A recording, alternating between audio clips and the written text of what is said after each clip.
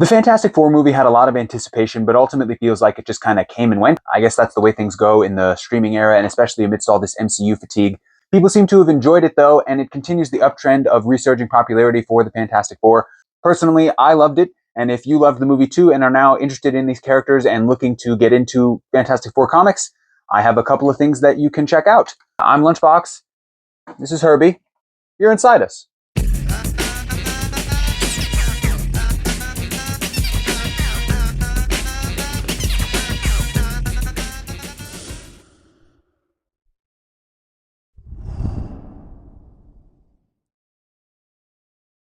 Cliche to start here, perhaps, but you can't really be mad at a classic. Most of the things that are recognized and respected about the Fantastic Four came into being during these first 100 issues. The idea of a superhero team, which were also a family, immediately stood apart from other team books at the time, like the Avengers or Justice League. Not only did they not have secret identities, but they were full-blown celebrities within the Marvel Universe. All of this set against a wonderfully strange, beautifully weird, funhouse mirror of the American space race. Unfortunately, this has great potential to fall into the category of too old-fashioned to get into, which I get. You get the same kind of response from people when you ask them to watch a black and white movie. Characters, the dialogue, the conflict can all feel a bit dated at times, but it's also part of the charm. Stan Lee's writing is not my preference, and the game has changed a lot since this run, but there's some excellent stuff in there, particularly the existential undertones of the stuff he writes for characters like the Silver Surfer. Jack Kirby's art is foundational to all comics, and his stuff has stood the test of time, as the designs for characters who appear in this run have remained largely unchanged over the last 80 years. 80 years? 80 years? 60 years? 60 years? 60 years. For the last 60 years, they don't call him the king for nothing. If you really struggle with it, hot take / good advice, skim it until you run into something that makes you interested enough to read it for real. There was a time when I too had an aversion to old-timey stuff, but you just gotta fucking stare at it until it clicks for you. I don't know. It's a good introduction to the First Family because it is the introduction to the First Family, and this is a really great place to start still. I'm following the Lee and Kirby suggestion with this because it's basically a soft follow-up to a story from that run called This Man, This Monster, though this book only came out in 2022, so maybe it won't feel quite so old. You don't necessarily have to have read the original story to understand this, but some versions of the book have that story printed in the back, and it is worth a read. It may provide some fun context for you. This is written and drawn by Alex Ross, who you may know from doing the larger-than-life portrait covers of all your favorite heroes, plus his work on things like Kingdom Come, Justice, or Marvels. The story isn't groundbreaking, it's pretty standard Fantastic Four adventure, which is good, actually, when you're trying to understand what the status quo of an unfamiliar book looks like. As expected, the art is the real draw. Ross's art is rich with love and respect to Jack Kirby, heavy 60s influence, the colors are crazy, it looks a bit like a blacklight poster, but I think that does the book justice. It's a psychedelic odyssey into the negative zone, and it's just very solid. People are attracted to comics for all different reasons, and if you're an art first type of person, then this could be a great starting point for you. It's also pretty short, so it can't hurt to just give it a try, and if you hate it, worst case scenario, you wasted like 45 minutes. When people ask me how they can start reading the Fantastic Four, this is actually the book that I usually recommend. This was my introduction to the Fantastic Four, as this was the run that was ongoing when I started reading comics. Mark Waid, who you may know from Superman Birthright, from Kingdom Come, from Daredevil, and so on, and Mike Wieringo, who you may know from Superman and a run on The Flash, which was also done with Mark Waid, gave us a modernization of the First Family when they took over for the 99 and 2000. Ringo's distinctive cartoon-esque style makes the Four feel fresh and young. Johnny's got his spiky in the front hair and his Limp Bizkit fits, and this New York feels very turn of the millennium. The art yields itself to comedy, but it doesn't take the bite out of any of the more consequential moments. Mark Waid's understanding of these characters helps them to feel like their classic selves without being stuck in any particular decade. We get a brief and very meta recap of the origin, and then a focus on each member throughout the run. This is one of the major reasons I recommend this. Everyone gets their time to shine, and you get a good idea of what each character is like and how they operate within the group dynamic. Johnny is the immature hothead with a heart of gold. He's everybody's little brother you can't count out. Ben is everyone's uncle, who's crunchy on the outside and soft on the inside, both literally and figuratively.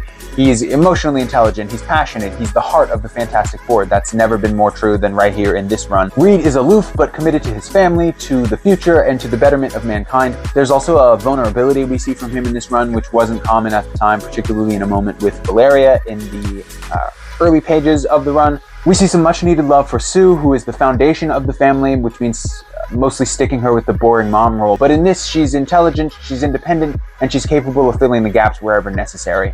She's the glue of the Fantastic Four. She's the glue that can make a force field inside your brain and explode your head. A pretty big departure from the Lee and Kirby stuff, where she's truly a product of her time and mostly playing either the damsel in distress or the annoying secretary type who's told to get out of the way so that the fellas can handle it.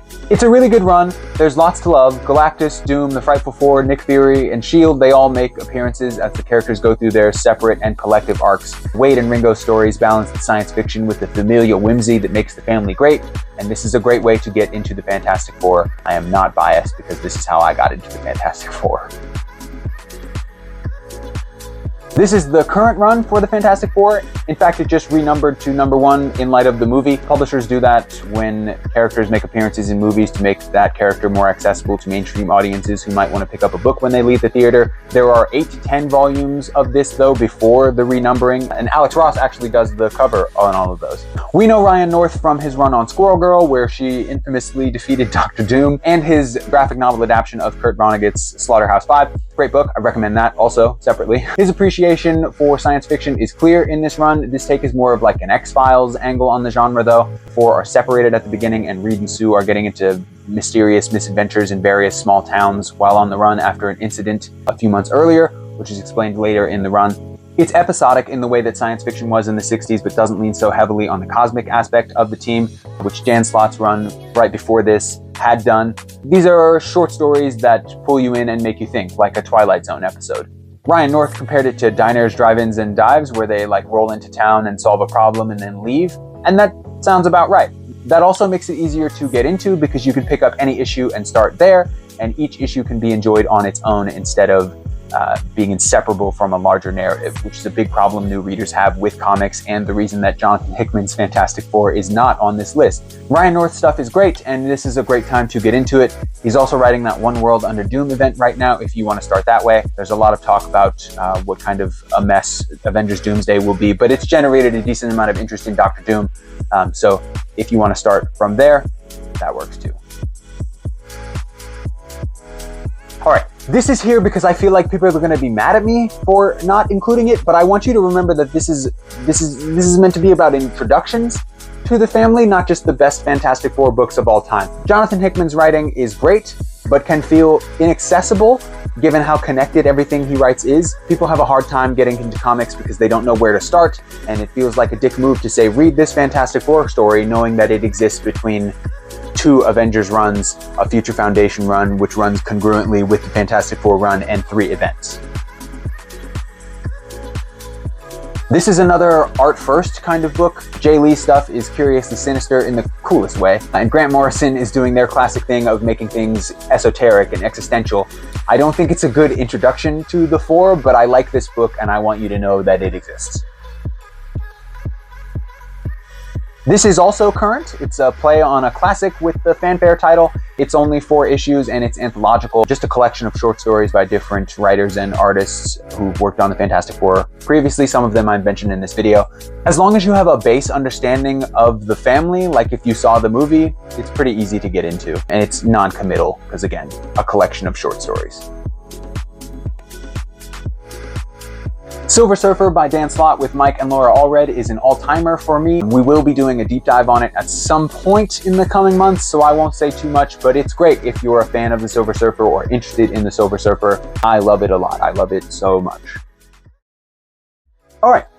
That's all I have for you. Just a quick recap, and also to show you that I didn't Google any of these and that these are books I really own. You can start with the Lee and Kirby run of Fantastic Four. These are reprinted currently. This is a very current one, updated, no newspaper printing on the inside, but you can read it right now. Full circle, Alex Ross, looking beautiful. This is some of that art I was talking about. It is just like some really stellar stuff, man. Just look at that. Just look at it. Look at it. It's cool. Mark Waid and Mike Waringo's Fantastic Four run. This is the first volume of that. It's Imaginauts. Great pickup. You can also pick up a collected version, but there are 6 volumes of this, which are pretty easy to obtain, pretty reasonably priced, pretty easy to find. Ryan North's Fantastic Four, again, this is Alex Ross on the art, on the covers of these. This is volume 1. And then, of course, even the honorable mentions are here. Jonathan Hickman's Fantastic Four. This is actually the collected edition, which includes the Fantastic Four run and the Future Foundation run in the order that they were meant to be read. Also, Fantastic Four 1, 2, 3, 4. Grant Morrison, Jay Lee. His art is weird. You know what I'm saying? Everyone's wispy and spooky looking. But I like that. I dig that. I think that's cool. And lastly, Fantastic Four Fanfare. Again, it is just 4 issues. This is the 4th issue. I think this is the last one, but it's just a quick collection of stories from writers and artists who have previously worked on Fantastic Four. Michael J. Straczynski is here. Mark Bagley is here. Mark Waid is here. All your favorites or people you've never heard of before. Think of something else to say, asshole. That's all I got for you.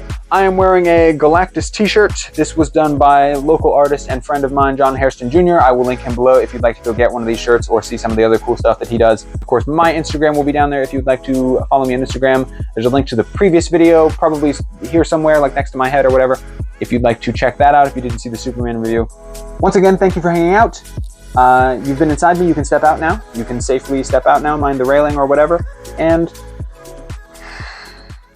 I love you.